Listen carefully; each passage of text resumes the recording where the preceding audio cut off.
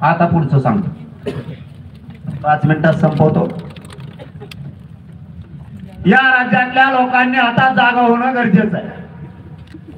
मी कोणाला काही बोललो नाही, या धनामुंड्याचं मी कधी नाव घेतलं नाही। जो लोकांच्या पोरी छेडायचं सांगतो, आया बहिणीची इज्जत घेतो, जो खुन करायचं सांगतो, असल्यांचं तोंडावर आम्ही नाव सुद्धा घेत नाही। पण ज्या दिवशी धनंजय देशमुखांना यांनी पोलीस स्टेशन मधून जाऊन धमकी दिली, त्या दिवसापासून मी धनंजय मुंड्याच्या मागे लागलो। आणि एकदा मी मागे लागलो तर पाणी पाजल्याशिवाय सोडित नाही, आपला रूलच तसा आहे। मी 25 तारखेपर्यंत आता शांत आहे। मी 25 तारखेपर्यंत काही बोलणार नाही, कारण माझ्या लेकराच्या तोंडाला हातातोंडाला आलेला आरक्षणाचा घास आहे। 25 तारखेपासून आमरण उपोषण, एकदा उपोषण झालं ना आरक्षण मिळालं, याच परळीपासून मुंबई पर्यंत सगळं काढतो। कुंकडून कसा सुटतो आणि कसा का होतो ते मी बघणार आहे, कारण त्याला मी सांगितलं तू माझ्या नादाला लागू नको। आता लागला, यांनी टोळ्या पाळल्या, ह्या जमिनी हडपायला लागले, घर हडपायला लागले, यांना जात कळत नाही। त्या पिठी नायगावला धनगराचं पोरग तळ्यात मारून टाकलं, बंगाली पिंपळ्या सुद्धा महारनोरचा पोरगा मारून टाकला। यांनी फक्त लोक मारायचं ठरवलं, यांना जातीशी घेणं देणं नाही। कोणत्या ओबीसीची भूक लागली तुम्हाला? ओबीसी करून तुम्ही किती दिवस लोकांचे मुर्दे पाडणार आहेत? मी या मराठ्यांना जाहीरपणाने सांगतो, शांत राहा, पण आता यापुढे धड बना।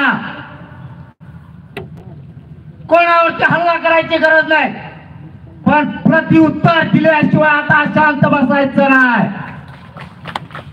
कुटुंब जगवावं लागणार आहे,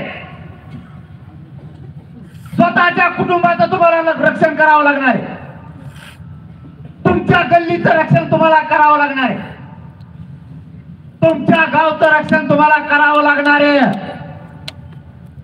तुमचा समाज तुम्हाला जिवंत ठेवावं लागणार आहे। गाफील राहू नका, एकमेकाला साथ द्यायचं शिका। कुठलंही संकट आलं त्याला यापुढे सामोरं जायचंय, आपण अगोदर वाट जायचं नाही। पण जर यापुढे वाटा गेले, उत्तर जशाला तसाच द्यायचं, माग हटायचं नाही। मुर्दे पडतील, आपल्या लेकीबाई संपतील, किती दिवस आपण मुख्यावर बसणार आहेत? यांना जर थांबायचं नसेल तर आपला नाईलाज, हे फक्त मुठभर आहेत। यांच्या माज मस्ती उतरायला वेळ लागणार नाही, फक्त आमचा संयम आणखीन आम्ही सोडलेला नाही। संतोष भैयाला जर न्याय मिळाला नाही आणि इथून पुढे जर असले काही प्रकार झाले तर पुढच्या काळात सावध राहा। आणि देशमुख कुटुंबालाही सांगतो, त्या वैभवताईला सांगतो आणि त्यांच्या धनंजय देशमुखांनाही सांगतो, तुमचं दुःख जाणार नाहीये, याची जाण आम्हाला आहे। तुम्हाला कोणी किती दुःख विसरा म्हणलं, तुम्ही या संकटातून बाहेर नाही पडू शकत। पण संतोष भैयाला न्याय देण्यासाठी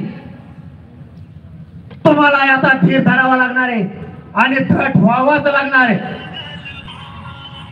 तुमच्याकडे बघून हा समाज लढतोय, तुम्हाला संकटाचा सामना करावा लागणार आहे। आणि मराठ्यांनाही सांगतो, परिस्थिती ही मराठ्यांना कायमच विरोध करत आली, आपल्याला हटून चालणार नाहीये। सगळ्या मराठ्यांनी एक जीव राहा, माग जर हटलो तर आपल्या लेकरा बाळाच्या आणि समाजाचे तुकडे पडण्याची शक्यता आहे। माझा विचार मी नाही करत, मी कोणाच्या धमक्याला फिमक्याला उडून